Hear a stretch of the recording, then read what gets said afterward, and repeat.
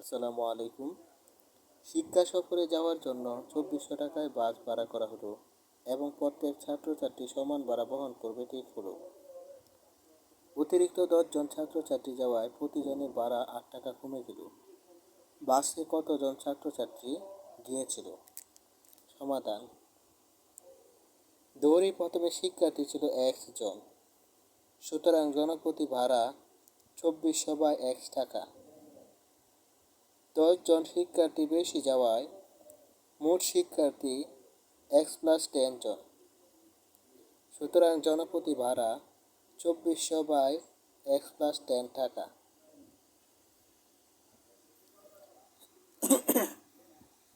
এখন প্রশ্ন মতে 2400/x - 2400/x+10 = 8।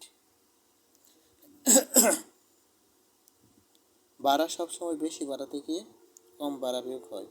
প্রশ্ন মতে প্রথমে যে ভাড়া ছিল সেই ভাড়া থেকে পরের ভাড়া বিয়োগ করলে 8 টাকা বাড়ে,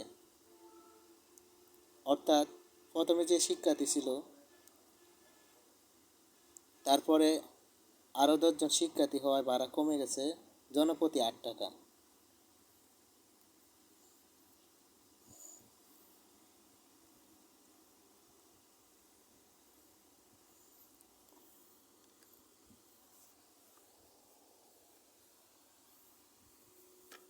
এখন আমরা ক্যালকুলেটর সলভ ফাংশনে উত্তর বের করব।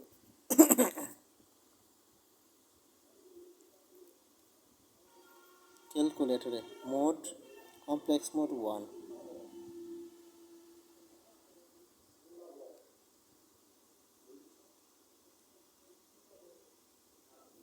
কমপ্লেক্স মোড 1,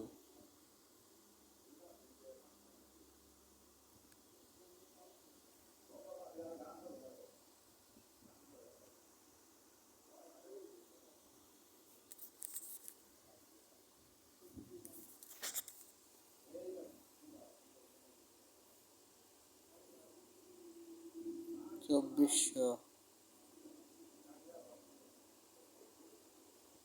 বাই এই যে আলফা এ এক্স মাইনাস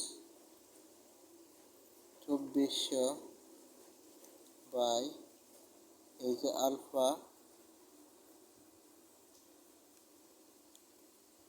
x+10 ইকুয়াল 8।